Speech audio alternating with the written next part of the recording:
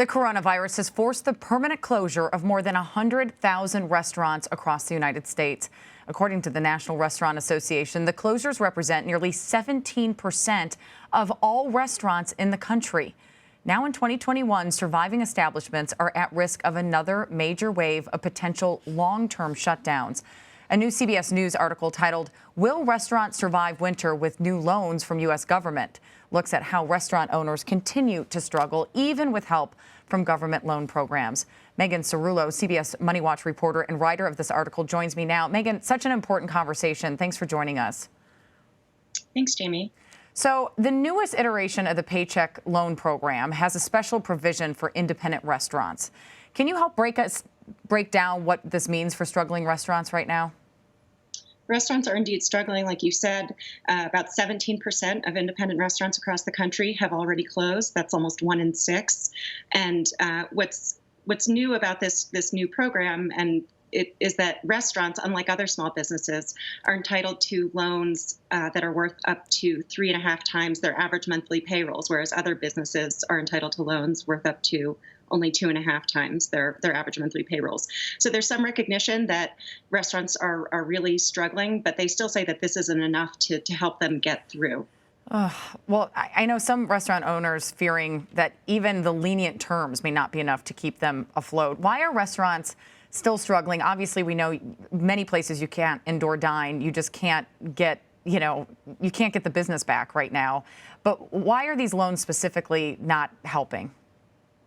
A lot of small restaurants have small staffs. They employ a dozen or even fewer employees, so the amount of that loan is not going to be very, very big. And also, as its name indicates, it's a paycheck protection loan. It's designed to protect employees' wages. And while that's laudable and while that's really important to restaurant owners, it leaves little on the table for them. This program was not designed to ensure the long-term viability of these businesses. So I'm looking at the numbers here. It looks like under the new provision, restaurants have to spend about 60% of the loan on payroll to have it forgiven. Some owners say that's not going to be easy. Is that what you're saying, is because the staffs are the size that they are? It's tough for restaurants because the last thing they want to do is take on more debt. So they're going to try to do everything they can to ensure that these loans can be forgiven, which means spending 60% of the loan on their employees' wages.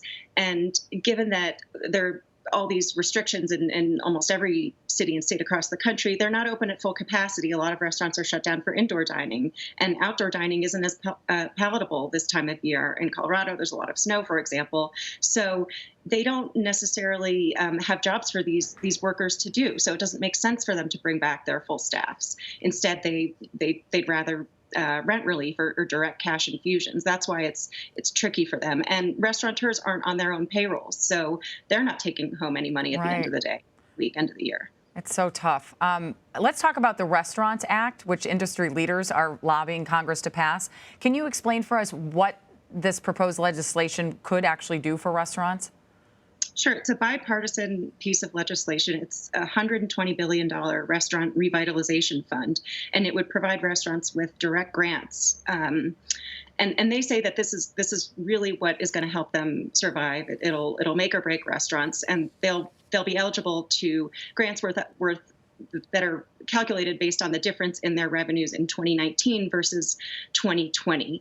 And that's what they say is going to help. And I talked to one restaurant owner, Naomi Pomeroy, who's a James Beard Award winner, and said that if we want to have our post-pandemic celebrations at independent restaurants, not only at big chain restaurants, we need the Restaurants Act to pass. I think there's a fear really amongst people that think that there's only going to be fast food left or like really high-end dining at this point. And we do want to have the celebrations with those independent restaurants. So many people want to support, but unless something's done, I mean, so many people are hurting. That's right. And restaurant owners almost unanimously say that the Restaurants Act is their key to survival and are hopeful that it will pass. Well, they know. So hopefully Congress is listening. Megan Cerullo, thank you so much. Thanks, Jamie.